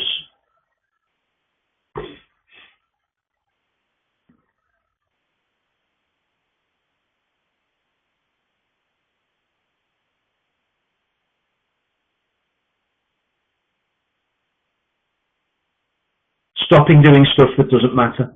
Yeah. Stop playing about with stuff that doesn't matter. Stop doing things that are not connected with the purpose of this. And I don't mean your hobbies and the things you love doing, because that's in your private time. But stop dicking about with stuff that, in your high energy and peak time with stuff, and forgive the phrase, but that's how we say it in Liverpool. Seriously, it's like, stop dicking about with stuff that is not aligned with your purpose. Do the stuff that is aligned with your purpose. And the things that you love in life that are separate, keep them private for the you time. No more instant gratification. Yeah, exactly. Compartmentalize it. Perfect. Now, your unique value proposition. You see, your unique value proposition is, I'm now talking, you've got two clients. You've got a unique value proposition to the guys and gals who are going to be coming into this community, and you've got a unique value proposition to the chocolate buyer. And I need to make sure you understand them both, because they're both massively powerful, and you need to coach the guys and gals in the community on how to sell the unique value proposition to the buyers of the chocolate, to me and all the other members of the public who will see the chocolate in the markets, in the shops, at your events. And the way we talk to them will give them, they will buy emotionally. So what's your two UVPs? The UVP for the community and the UVP for the chocolate buyers, the public.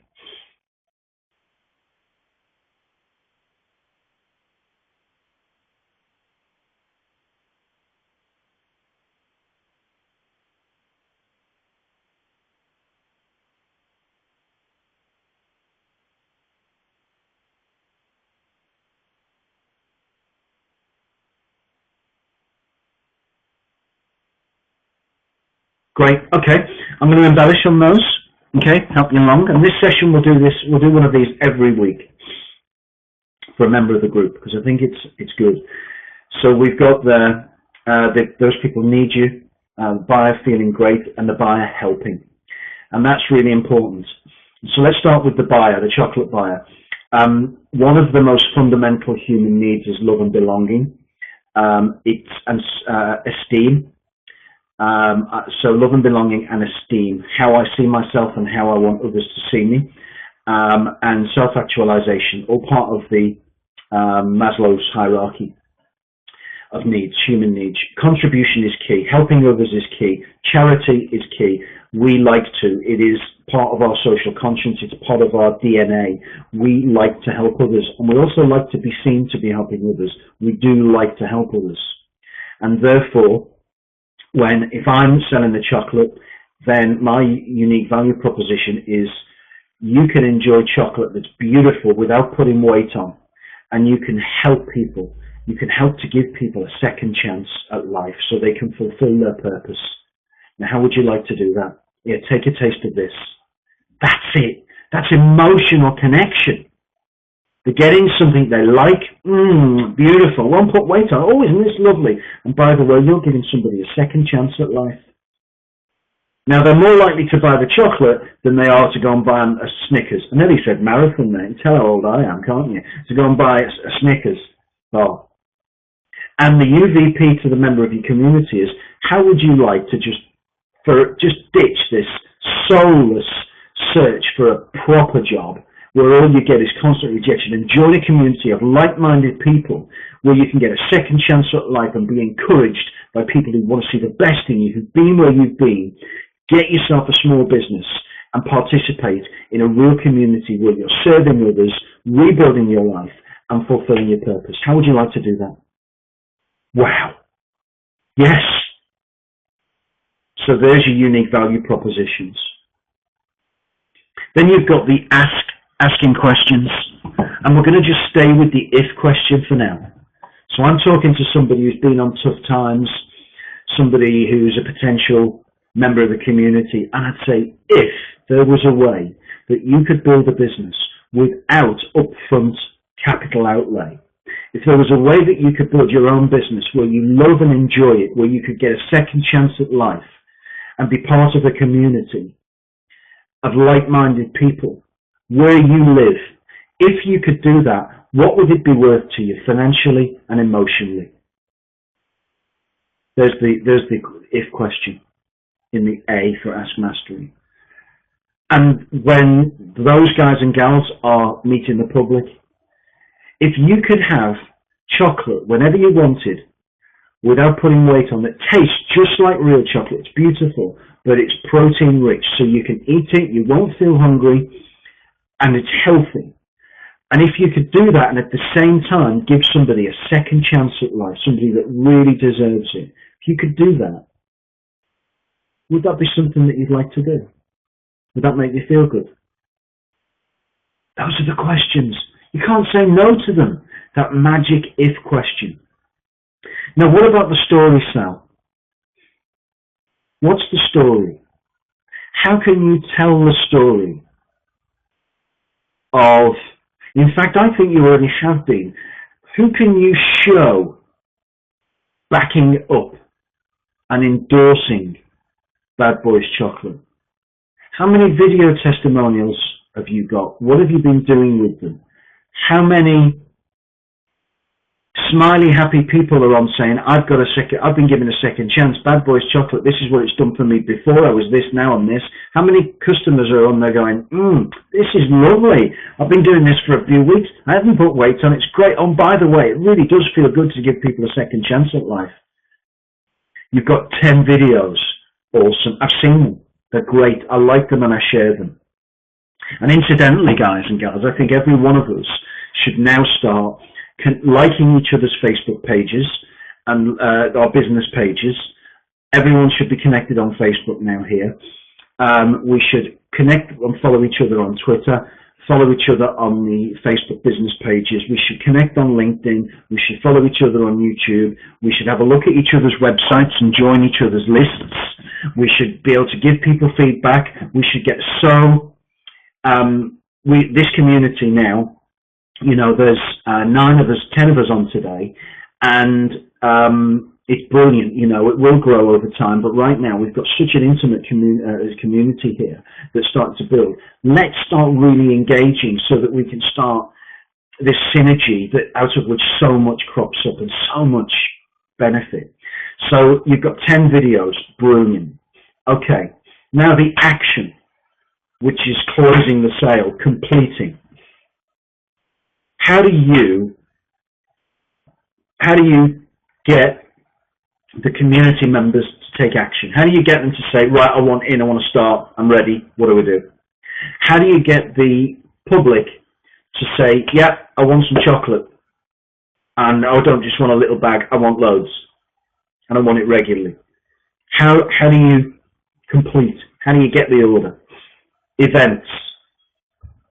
So you've got events. Are they already set up? Have they been publicized? Have you created Facebook events and invited all your contacts to them?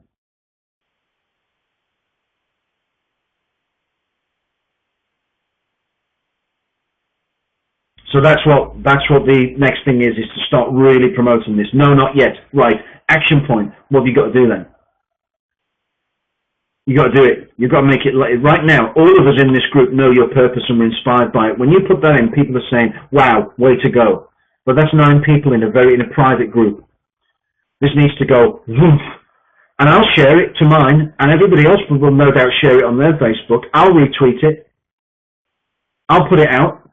Let's magnify this.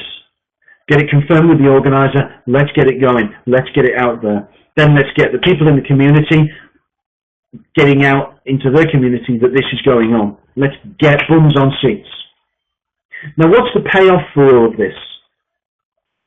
When the community is active and people are engaging and the chocolate is being sold and lives are being changed and customers are loving it, what's the payoff for you?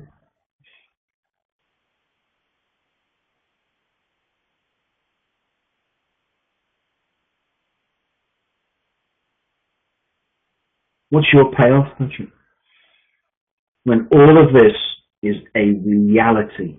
Bad Points Chocolate is a brand that is known for giving people second chances, creating lives full of purpose where there's been suffering, and giving people a beautiful chocolate that they can have a little munch on without any worries about being putting weight on. What's the payoff for you? Building myself up, you're building your self-esteem, yes. Ultimately, it's fulfilling your purpose on this planet. It's what it is. You're giving people second chances. You're giving people health. That goes back to your dad and how you wanted to promote health.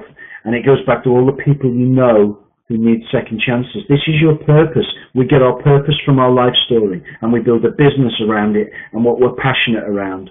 And then we serve that purpose and we are fulfilled in life and we learn how to sell it and get value for it and we get a cushion of wealth that enables us to live our lives in an enjoyable way.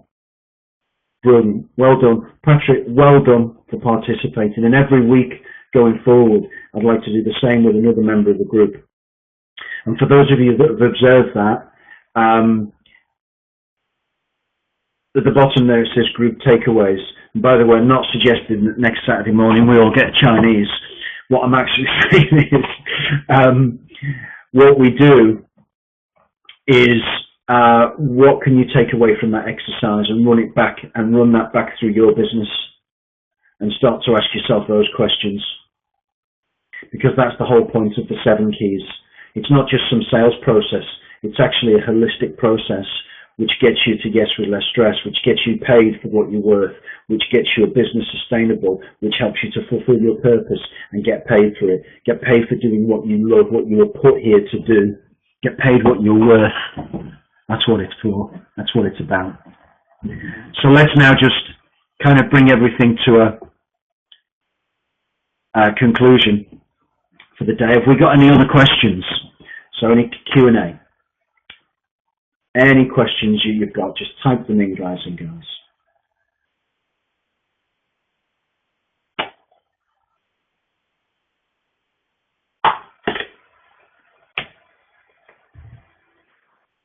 Okay.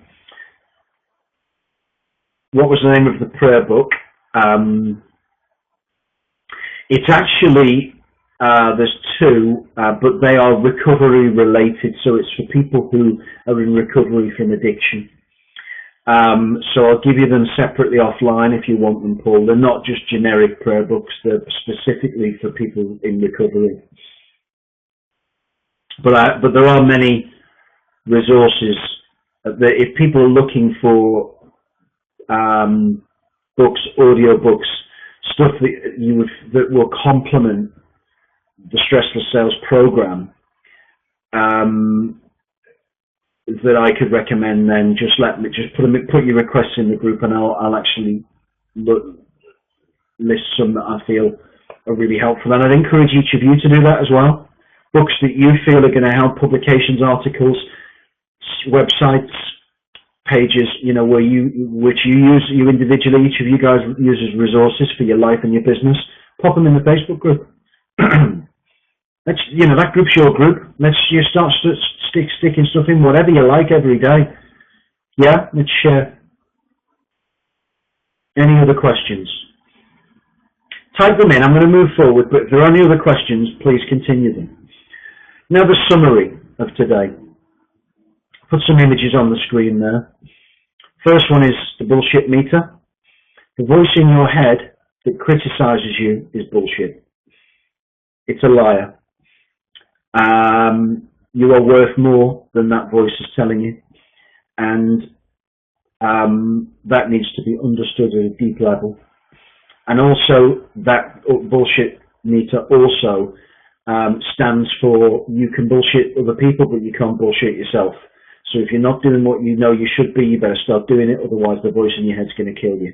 That shark is going to eat you. You could be going up, dressed out every day with your briefcase, metaphorically speaking, looking great on the outside, but the shark will eat you. And that shark is an illusion, but it's the voice that tells you you haven't done what you said, you're not doing what you should be.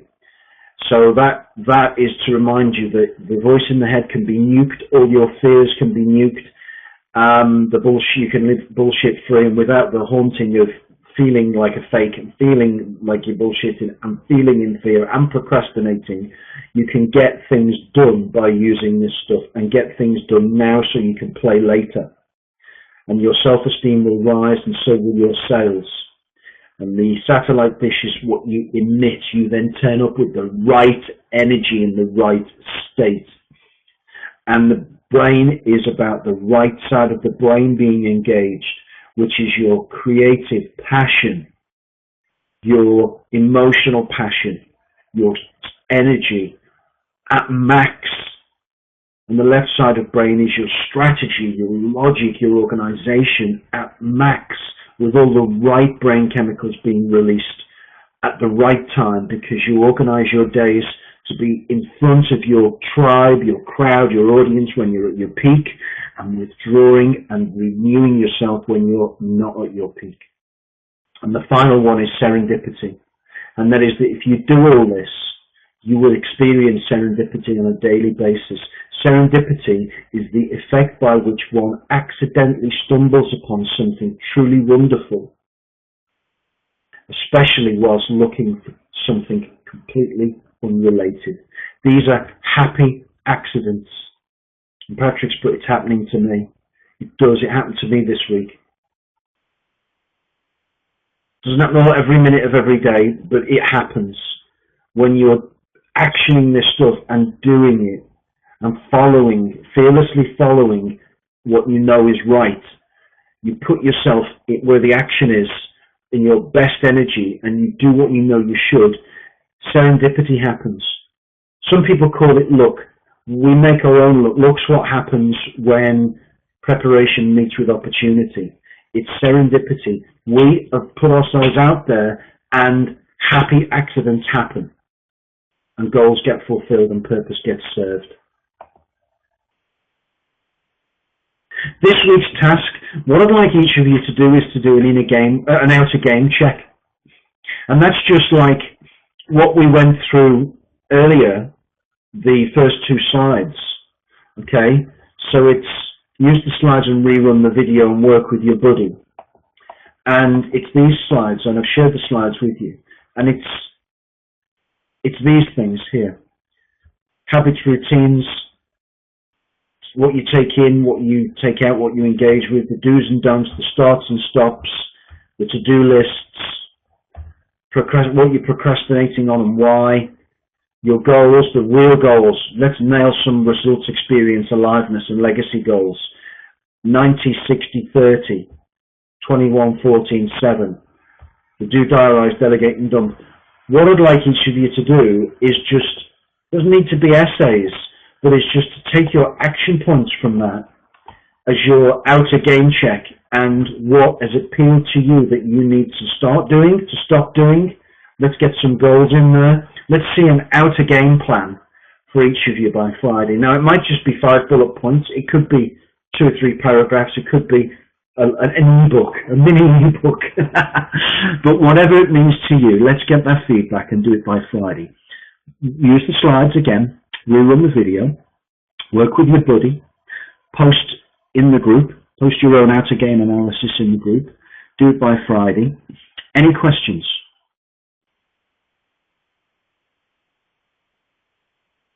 If there are, post them in the group. I'll engage as I have any particular day, every day, engage at least once. And if you have any questions you don't want to put in the group because you want them to be private, then send them to me by email. Steve Cole hasn't got a buddy yet. And I also believe Debrina hasn't got a buddy yet. So you guys could team up, Debrina and Steve. We've got Ron and Patrick buddied up. We've got Andrea and Rebecca buddied up. Owen's not buddied up either as yet, and I don't think Paul Crimes is. So there's an opportunity for buddies. And finally for today, this is all about the 7 wonders of the world. That's what all of this is ultimately about. You know, our businesses, our sales, our success, our fulfillment is all about the ability to see what we want to see in the world and in ourselves and in others, to hear, to touch, to taste, to truly engage, to feel, to laugh, to love. That's what this is all about. It's about fully engaging in every area of our life so that people want to buy from us, people want to engage with us, people want to be part of our lives. We're living to our true potential. When we're doing that, your businesses won't fail. That's what this is all for. So thank you, everybody. Thank you for participation, for being in my group, for being in my life, for being part of this program. I hope you're enjoying it. Use the group, use the resources, and I wish you every success this week. And I'll put the video up later, and I'll see you in the group, and I'll see you again next week. Thank you, everybody. Respect to you all. Thank you.